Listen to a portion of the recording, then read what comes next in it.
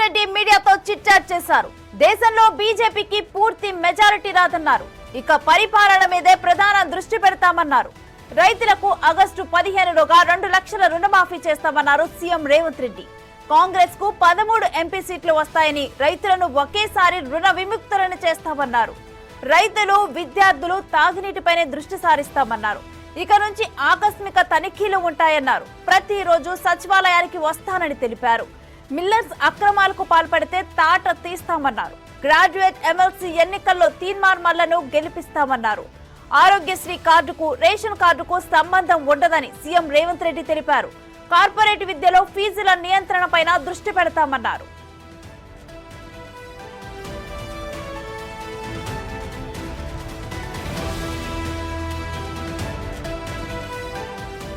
ఇక ఇదే అంశానికి సంబంధించి మరింత సమాచారం మా ప్రతినిధి వెంకట్ ఫోన్ లైన్ ద్వారా అందిస్తారు.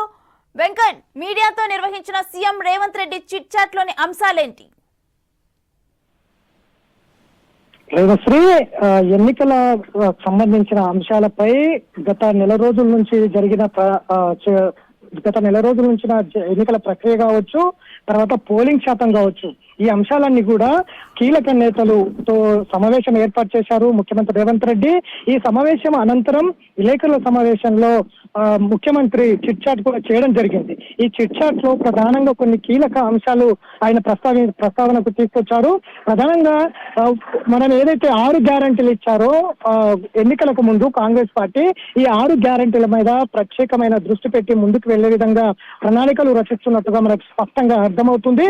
ప్రజా పరిపాలన ప్రతి ఇంటికి వెళ్లే విధంగా, ప్రతి వ్యక్తికి ప్రభుత్వ ప్రతిఫలాలు ప్రతి ఇంటికి అందే విధంగా, ప్రతి వ్యక్తికి అందే విధంగా స్పష్టంగా ఒక రోడ్ మ్యాప్ తయారు చేసుకొని వెళ్లే విధంగా రేపటి నుంచి ప్రణాళికలు ఉంటాయని ఆయన స్పష్టంగా చెప్తున్నటువంటి నేపథ్యం ఉంది. ఇక ప్రతిరోజు సెక్రటరియట్ కు వెళ్తారు, సచివాలయానికి వెళ్తారు, అక్కడ సమీక్ష సమావేశాలు నిర్వహిస్తారు. ప్రజలకు అవసరమైనటువంటి నిత్య అవసరంగా ఏవైతే ఉన్నాయో వాటి మీద ప్రత్యేకమైన దృష్టి పెడతారని కూడా స్పష్టంగా మనకు అర్థమవుతుంది.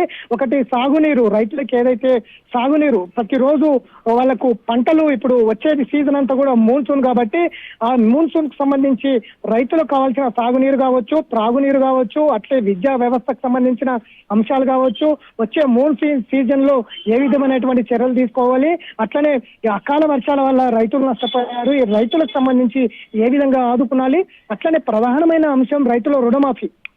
ఈ రైతుల రుణమాఫీ చేసి రైతుల మాట నిలబెట్టుకుంటాం అనేది కూడా స్పష్టంగా ఆయన చెప్పడం జరిగింది.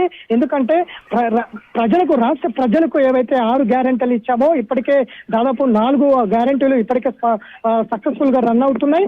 ఇంకా మిగిలిన గ్యారెంటీలు అందులో ఉన్న ఏవైతే ఉన్నాయో అవన్నీ కూడా ఒక ప్రణాళికాబద్ధంగా 1/1 అమలు చేసుకుంటూ ముందుకు వెళ్తున్నటువంటి ప్రభుత్వం. ఇప్పుడు ఇంకా కీలకంగా ఎన్నికలు అయిపోయాయి, ఎన్నికల షెడ్యూల్ కూడా అయిపోయింది. మొత్తం జూన్ 4 తర్వాత ఫలితాలు కూడా వస్తాయి కాబట్టి ఇక రేపటి నుంచి స్పష్టంగా ప్రజల్లోకి వెళ్లేందుకు ముఖ్యమంత్రి రేవంత్ రెడ్డి రోడ్ మ్యాప్ కూడా రెడీ చేస్తున్నారని కూడా మనకు చెప్పుకోవచ్చు. ఎందుకంటే ప్రజా పరిపాలన ఏ విధంగా ఉంటుందో చేసి చూపెడతాం, ప్రజలను మన్నలు పొందుతామంటూ కూడా రేవంత్ రెడ్డి తన అభిప్రాయాన్ని విలేకరుల సమావేశాల్లో కూడా చెప్పినటువంటి నేపథ్యం ఉంది. ప్రధానంగా గత ప్రభుత్వము అధికారులకు చాలా అంటే ఇప్పటికే అప్పుల కుప్పగా అయింది కాబట్టి గత వైఫల్యాలు ఇప్పుడు కనిపించకూడదు, ఆకస్మిక తనిఖీలు కూడా ఉంటాయి. ఇటు ప్రభుత్వం సంబంధించి కావచ్చు, ఇంకెవరైనా కావచ్చు, ఉపేక్షించేది లేదు. గత ప్రభుత్వ వైఫల్యాలంతా కూడా ప్రజల్లోకి తీసుకెళ్లే విధంగా ప్రణాళికలు రచిస్తున్నారు.